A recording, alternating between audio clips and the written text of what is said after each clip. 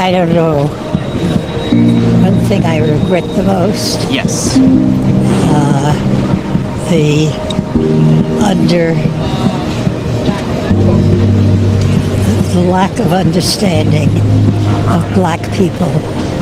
So apparently, Trump thinks that teaching about slavery is woke. Like, sir, slavery happened before Wi-Fi, TikTok, and even your spray tan formula. How is history somehow political? The Smithsonian teaching kids about slavery isn't woke. It's literally just facts. Saying slavery is bad isn't some leftist agenda. It's just called reality. When a leader calls history woke, it's about protecting their power. Because if people don't know the truth, they're easier to control. So no, slavery isn't woke. It's just history. And ignoring it, that's the real agenda. This video is going to trigger a lot of white people, but I don't care. I think that white people actually suffer from inferiority complex. And so the reason why they have always been trying to prove themselves as superior, controlling, colonize, steal from cultures, appropriate other cultures is because, first of all, they've been unable to keep their own cultures. They've destroyed, they've ruined their own practices, their own spirituality, their own forms of wisdom. And so they try to steal that from other cultures and other people because they just were unable to accept that their culture was devoid of actual wisdom. Their barbarity and cruelty destroyed their own essence and souls. And so they try to reclaim that by coming into other cultures and trying to steal that from other cultures and trying to install this sort of supremacy and white excellence in order to dominate the narrative. But in reality, they are the ones that at the core are just so small and materialistic and devoid of culture and barbaric in their way, in their self-expression and in the way that they connect with life, with Mother Nature, with other cultures and other people. They destroy their own souls and they have nothing to connect to, nothing divine, nothing magical, nothing whimsical, nothing spiritual to connect to. And so they try to push this narrative of materialism, of atheism, of capitalism, all of that in order to secure themselves in their emptiness, in their nothingness. And they try to force that onto other cultures.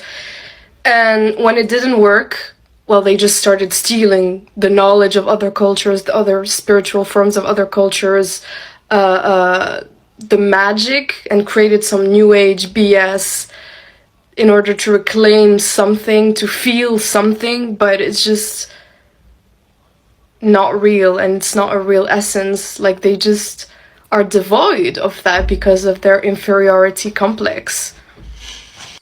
Hello guys, welcome to my social commentary. I hope we all are doing good anywhere we are watching this video. And the fact of saying slavery is bad is a cold reality that some people has failed to recognize, in the sense that they consider blacks as some people that they are superior over. Yes, they have chosen racism as a way to protect and guide themselves from the people they forced all the hardship, all the disadvantage of this world to. So when the white sees a black, they think they have rights over the blacks. And without wasting much of your time, let's dive straight into the video. And if this is your first time of seeing this video, do well to give it a thumbs up and tell us what you think about the video in the comment section. Such a diehard Trump supporter, this was the reason why. Because of this comment right here, I felt like this. I felt like that in 2024 that white men were the only people who were legally discriminated against. In fact, I'll take it a step further. It was the white, straight, Christian, conservative male that would be discriminated against in 2024 in the United States of America. We had tolerance for everyone else but us. And truth be told, it wasn't until I realized how ignorant and uneducated I truly was that I began to think and feel and live differently. Growing up in a society and a system that by design centers and caters white, straight, Christian males, anytime you see any other type of inclusivity, any type of diversity, equity, and inclusion, it will begin to feel like oppression. And that's sad that this is the truth about the world that we live in today. And people say all the time that if we just stop talking about racism, that it will go away. People believe that because they don't experience interpersonal racism, that it doesn't exist on an institutional or a systemic level. But it's because of comments like this that we know it's alive and well. People will be like, well, we don't have a white entertainment channel, or we don't have historically white colleges. We don't have a white history month. We don't have white-owned businesses. When literally whiteness has been the standard in this country since the birth of the nation. I remember when I first started seeing interracial commercials, and I would get so mad, I'd be so triggered. And I'd say things to myself and to friends and family, I don't care what you do, I don't care about interracial dating, but why do they have to shove this down our throat? And the same thing with gay pride or trans talk. I would get so triggered, I don't care what you do, but why do you have to shove it down our throat? But could you imagine for 1 second being a member of one of these marginalized groups growing up in this country? What it must feel like to have whiteness or straightness or Christianity shoved down your throat every single second of the day? And then when you begin to question it or try to create a safe space for yourself, you're told to go live in another country if you don't like it. Or stop being the victim. Or don't blame the system, you need to take personal accountability. And this is the question I have for people who get upset about it, because I know a lot of people in my everyday life are still upset about it. Why are you so triggered? How hard is it to deconstruct and re-educate? And why are we so afraid to do so? Are we that insecure? Are we that fragile? Are we that mediocre that we cannot compete in a world that has a level playing field and equal opportunity for every single person? I mean, hell, if we really think about it, if we really want to get mad, we need to get mad at our ancestors. We had a 400-year head start, and many of us are still living in the trailer park. But for real though, why does inclusivity feel like oppression to us? Why do we get so triggered? Why do we think it's a zero-sum game? Why do we look at it as a piece of pie in which if somebody else gets a piece of the pie that we don't get our piece? And I have a very unpopular belief that I'm going to share with you, and I stand on it, and many people are going to be triggered by this. But in 2024, if you're white in America, you're racist. Unless you've actively chosen to do the work to become less racist. But by default, if you're born into this system with our institutions, the way that we are taught, programmed, and conditioned, through no fault of your own, you have been taught and programmed to be racist. And this is why education is so important. And don't take it personal. I'm not attacking your character unless you willfully refuse to learn. I'm attacking your education and your beliefs. And I challenge you to become willing to see the world from a different perspective. That's all. That simple. So ask yourself this question. One simple question. Are you up for the task? Are you willing to learn? I think everyone in the United States needs to hear what I'm about to say. Please use all the buttons here to make sure they do.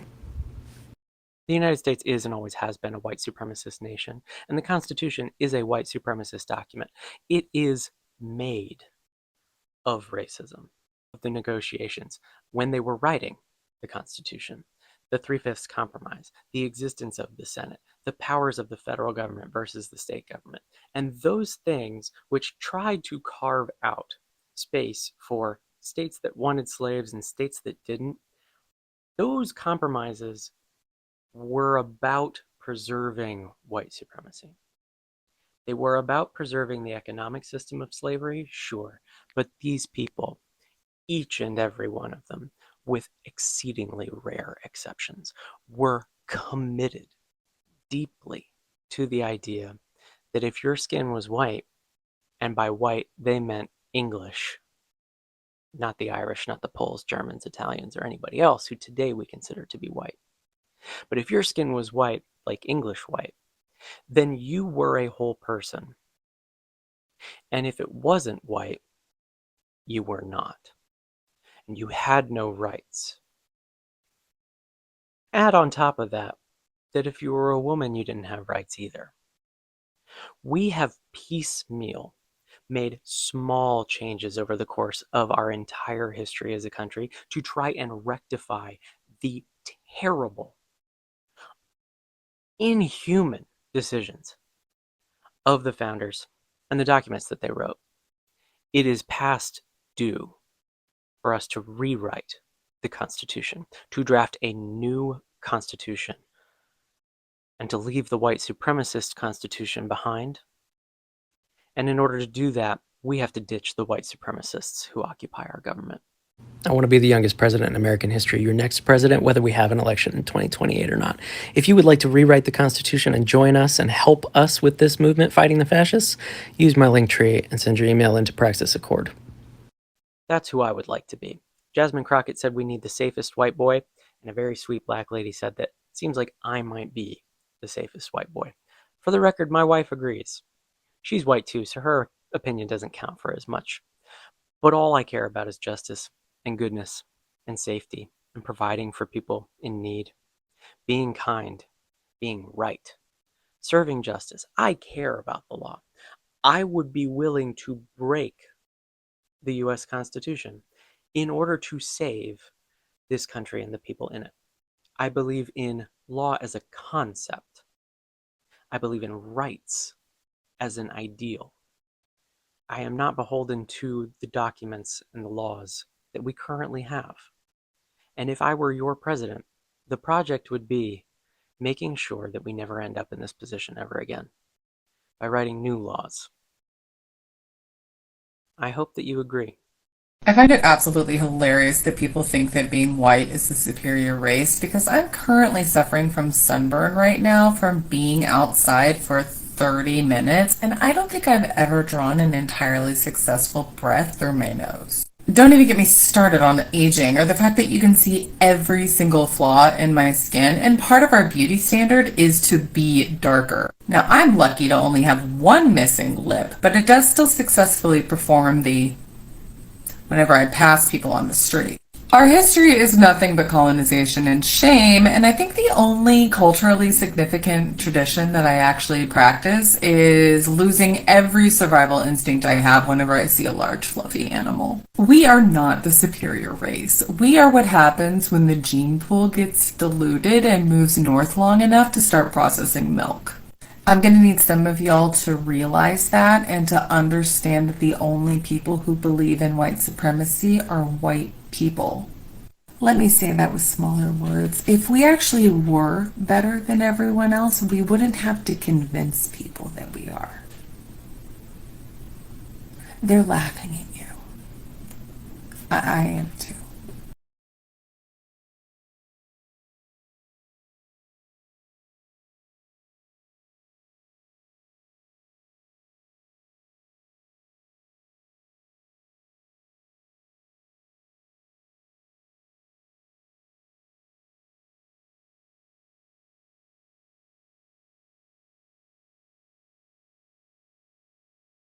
Yo guys, thank you for watching the video. Tell us what you think about it in the comment section. And if this is your first time of seeing this video, do well to hit the like button and subscribe for more videos like this to pop up your screen. You are welcome.